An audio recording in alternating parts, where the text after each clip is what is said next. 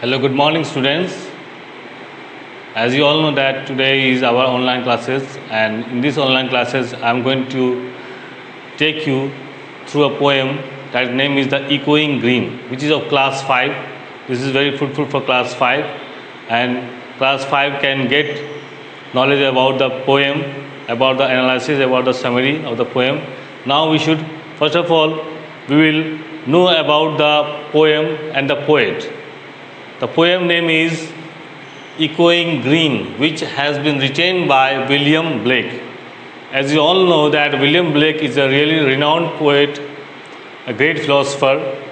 So William Blake, as you can see here, the introduction of the poet is written over here. He was born on 28th November 1757 at Soho, London, Great Britain, and he died in 14th August 1827 at the age of 69, where at Charing Cross, London, Great Britain. Charing Cross, London in Great Britain. So far his occupations are concerned, he was a poet, he was a painter and a printmaker. A versatile personality he was. And so far his work is concerned, famous works are concerned, renowned works are the Songs of Innocence and of Experience, The Marriage of Heaven and Hell, etc. So these are the notable works that he has created. And among that notable works, he has written a great poem called Echoing Green. As you can see here, Echoing Green. The poem starts with two words, echoing green. Echoing means the sound which is repeated, the sound which comes back. When you say something and it comes back, that is called echoing. And the green means the forest, the greenery, the playground, where children can play. So now we will come to before I should analyze about the poem, or I will teach you what is the poem saying or what he is representing or symbolizing. First of all, we will read the poem. The more we read the poem, the better we feel and better we understand. So the poem, here it is. The sun does arise. The sun does arise and make happy the skies. The merry bells ring to welcome the spring. The skylark and the thrush, the birds on the bush, sing louder around. To bells' cheerful sound, while our sports shall be seen on the echoing green. This poem is written in 3 stanzas. This is the first stanza.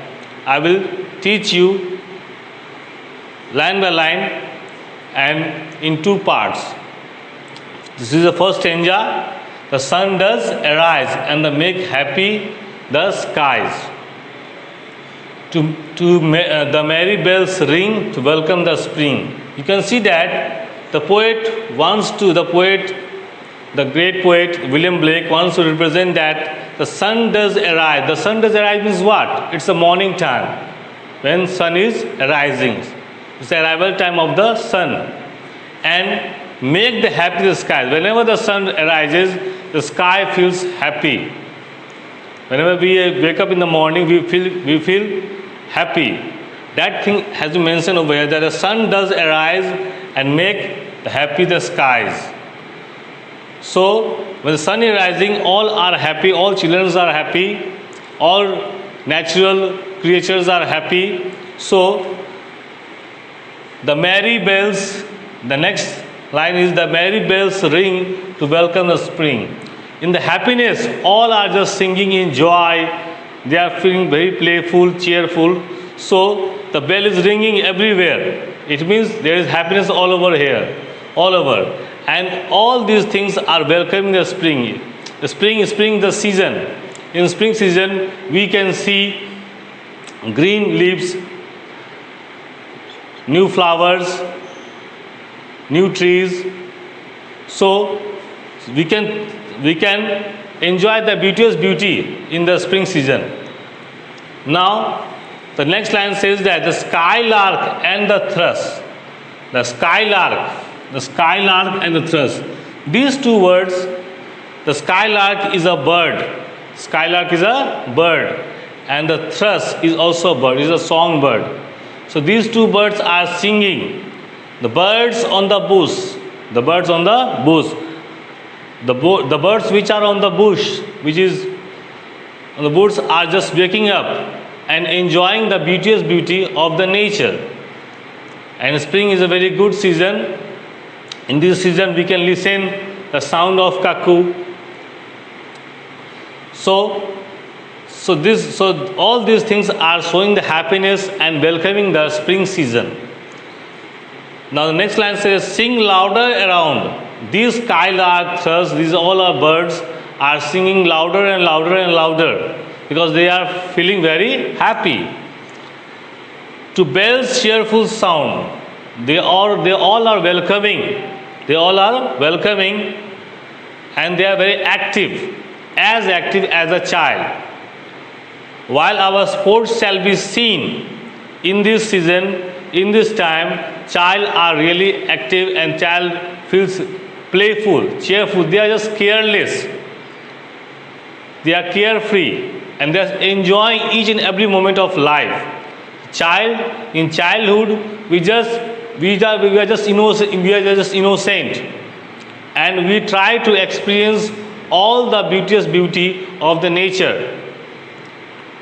So, while our sports shall be seen, it means that they are playing in the playground, they are playing here and there with their parents, themselves, with their friends on the echoing green. It means whatever we are saying is repeating, and it is a green. Green means it is a place where all children are playing, where there is greenery all around. You can see new tree, new leaves, new flowers. So this is a beauteous beauty. The first stanza shows not only about the welcome song of spring, but it also shows the activity of the child, how child is innocence, how child behaves in the morning time. But we talk about evening. In evening, they just go to the bed, and in morning just enjoy each and every moment of their life, just like you also enjoy it. So child, it is said that child is the father of man. Why? Because child is the father of man, because in the sense of innocence, when we become adult, we become mature, we don't have that innocence, but the child is very innocent. He does not know about the surroundings deeply. So they just enjoy each and every moment of life, and we should also take lesson from the children, that we should try to live in the present, not in thinking about the future or thinking about the past. So this stanza shows about the childlike experiences. First stanza. And now I am going to teach you the next stanza. So now we will go through our second stanza. Just now we have learn about our first stanza, in which we learn about what are the childhood activity. Now we will go through the second stanza, which teaches about the maturity, how when a person maturity, how he feels, so how he experiences. These all are sum up in this stanza. Now see, before we go through this stanza about the meaning, what the poet is trying to represent or symbolize, we'll go through the poem. First of all, we will read the poem. The old John with the white hair, does laugh away care. The old John with white hair does laugh away care. Sitting under the oak, among the old folk, they laugh at our play. and soon they all say, such were the joys. Such were the joys when we all, girls and boys, in our youth time were seen on the echoing green. So, this is the poem. Second stanza. Now we'll go through the meanings of this stanza. See, the old John with white hair.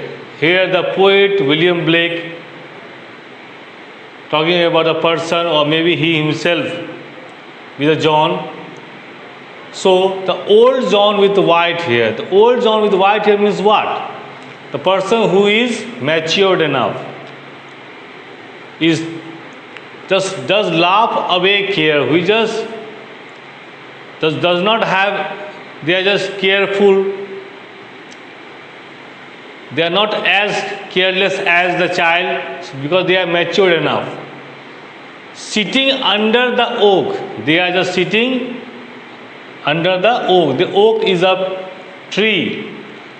So under this tree, old John is sitting.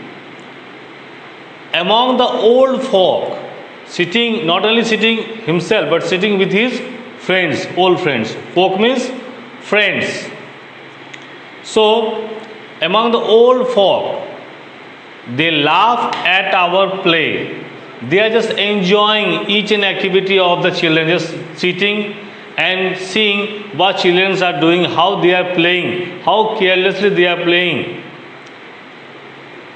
There is a difference between a child and a mature person. A child do not think about the result, but a mature person, whenever he sees or they see a child playing, they just scold them not to do like this, not to play like this. They just go on scolding them. But when they used to be child, they used to do the same thing. So our statement changes according to our age, because we are in the maturity period. So they are just sitting and enjoying and watching all the children. And soon they all say, and after watching the play of the children, they just say, such were the joys. It means, oh God, we used to also enjoy our childhood like them. So they are just not only enjoying the children's play, but in fact they are remembering themselves, remembering their childhood, how they used to enjoy, how they used to play, how they used to be active. Now they just can only enjoy, they can't play like the children because they are matured enough. When we all girls and boys, when they used to be girls and boys, they used to do the same thing.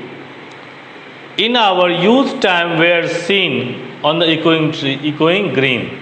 So in the same place, the same environment, they used to do the same thing, they used to enjoy the same thing, same play, and they're just not only enjoying their children's activity, but they also just remembering that how were the days, gone are the days when we used to play like this. So this shows our life's second part. First part is when the childhood, and second part is adulthood, a maturity period, how we behave. Now you can see, so hope you understood. If you have got any meaning problem, then you can just WhatsApp me. We have just made a group, so those who face meaning problem, they can just ask me, and they can, if they are not unable to understand, you can ask me the questions and I will try to sort it out. Now we'll come to third stanza. Third stanza, again we will just repeat the poem, repeat the line, then we will try to understand that poem. Till the little ones weary, no more can be merry, no more can be merry. The sun does descend, and our sports have an end. And our sports have an end. Round the laps of their mother, many sisters and brothers, like birds in the nest, are ready for rest, and the sports no more seen on the darkening green. So this is the poem line. The more you repeat the poem, the more you read the poem, the better you understand it. So you should try to read again and again the lines. The line, each and every line will make you more useful, more comprehensive. So, and it doesn't mean that what I am saying you will get the same meaning. You may get the other meaning, but you should go on trying, and then you will get the exact meaning of the poem. So now we'll go through the meanings of the poem, third stanza. Till the little ones weary. Now see, it's the evening time. Till the little ones weary. The small children are just tired enough. Here the word weary, which means tired. They are just playing. They have played so much that they are feeling just tired. No more can be merry. Now they are not feeling happy. They are just tired enough that they cannot play in the same manner, or they're just inactive. So now they are just tired. So they are unable to play right now, because the sun does descend. Now the descending, as you can see that the word descend. If you are a math student, then you can learn that ascending means going up, climbing is called the ascending, and coming from that downwards is called descending. So when the sun arises, it just goes up, and when the sun just setting, the setting period is mentioned over here as descending. Descending means it is going. It means that the sun is setting down. The sun does descend, and our sports have an end. Now all students have stopped playing because they are just tired enough. So their body is just aching, so they are not able to play right now. Now we'll go to their homes, and the sports have end. And our sports have an end.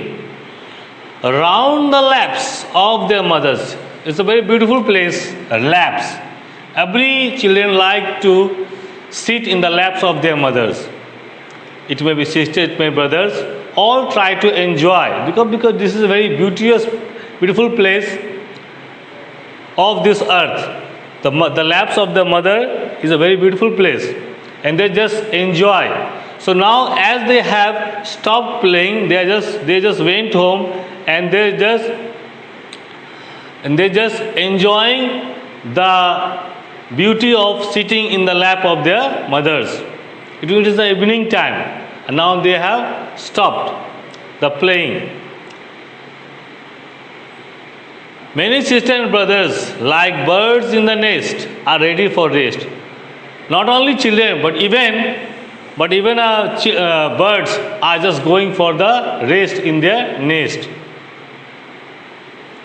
And the sports no more see. Now we cannot see any sports. Now we cannot see any play, because all are just tired, because they have played whole day. Now they are just returning to their home. So on the darkening green, because there is evening time. Darkening means it's night time. So sun has just setting down, and so it's the evening time, and all children have stopped playing, and they have went home. Not only children, even the birds are just going for rest in their nest. So this third stanza shows that not only that the children have just stopped their playing, but in fact they are saying our life has been divided into three parts. One, first that childhood, second adulthood, and third is the death time, final sleep. At last, we come on the earth when we are just children. We just enjoy each and every moment, play, and we mature enough. We try to live our life by earning our livelihoods, and after that, last we just die. So this is the last stage, and last stage of not only last stage of poem, but the last stage of our life. At last, each and every person who has born has to go and by completing his works. So in this way, you may have understood this poem, and if you have got any problem, then you can ask through my WhatsApp number. So please, hope you have enjoyed it. Thank you so much. That's it.